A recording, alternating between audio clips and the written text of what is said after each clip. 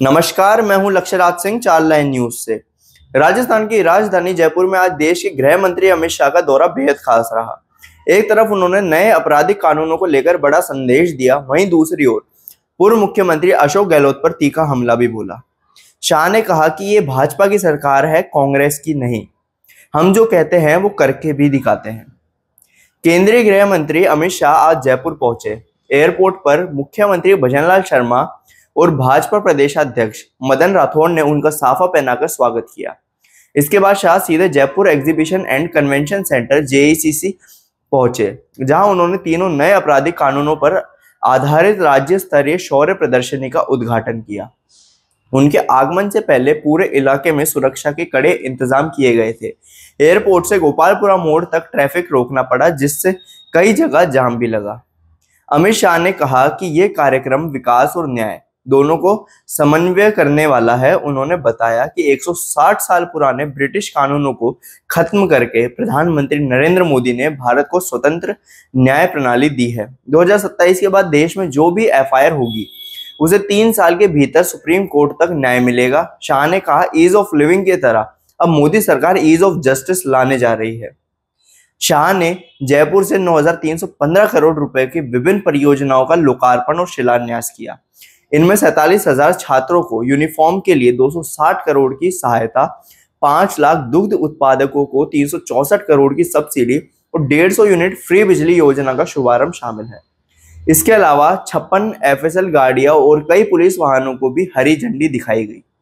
कार्यक्रम के बीच अमित शाह ने पूर्व मुख्यमंत्री अशोक गहलोत को सीधा जवाब दिया।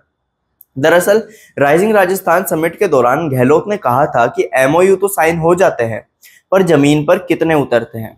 इसी बयान पर शाह ने पलटवार किया और कहा कि जब गहलोत जी ने ये बात कही थी हमने जवाब नहीं दिया, लेकिन आज कहना चाहता हूं कि अब भजनलाल शर्मा की भाजपा सरकार है, कांग्रेस की नहीं। हमने 35 लाख करोड़ के एमओयू में से 7 लाख करोड़ को जमीन पर उतार दिया है। शाह ने आगे कहा कि कांग्रेस सवाल उठाती है, भाजपा काम करती है। हमें भरोसा है कि भजनलाल सरकार बाकी एमओयू को भी रिकॉर्ड समय में जमीन पर उतार देगी। शाह ने राजस्थान की न्याय व्यवस्था के आंकड़े भी साझा किए। उन्होंने कहा कि पहले 100 में से सिर्फ 42 अपराधियों को सजा मिलती थी, लेकिन नए कानून लागू होने के बाद ये दर 7% तक पहुंच गया है। जल्दी ये 90% तक भी जाएगा। शाह ने जनता से स्वदेशी अपनाने को अपील करते हुए कहा कि दीपावली पर खरीदारी जरूर करें, लेकिन स्वदेशी सामान ही खरीदें। अगर 140 करोड़ लोग प्रण ले तो 2047 में भारत दुनिया की सबसे बड़ी अर्थव्यवस्था बनेगा।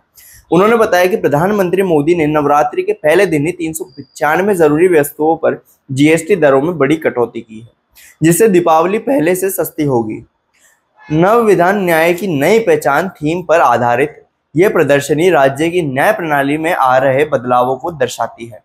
यहाँ 13 से 18 अक्टूबर तक अलग अलग विषयों पर स्पेशल सत्र होंगे, जैसे टेक्नोलॉजी, फोरेंसिक साइंस, जेल सुधार, महिला और बाल अपराध की रोकथाम आदि। मुख्यमंत्री भजनलाल शर्मा ने तो ये भी सुझाव दिया कि इस प्रदर्शनी की अवधि दीपावली तक बढ़ाई जाए, ताकि ज़्यादा से ज़्यादा लोग इसे देख सकें।